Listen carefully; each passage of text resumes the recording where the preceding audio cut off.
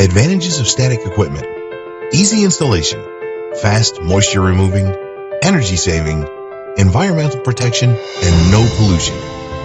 The trolley carries the material into the drying room. Set drying procedures according to the material characteristics. The heat source is air source heat pump, and the hot air is blown out from one side of the fan and sucked by the other side of the fan in the forward and reverse circulation flowing through the material. Material moisture evaporation occurs physical changes from wet to dry. When the humidity in the drying room reaches the set value, the centrifugal fan discharges the moisture.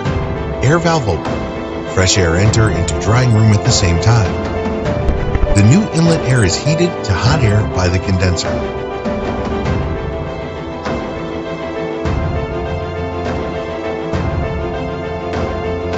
So the humidity reduced, the exhaust fan and the air valve closed. The hot air circulation closed until the material dried totally.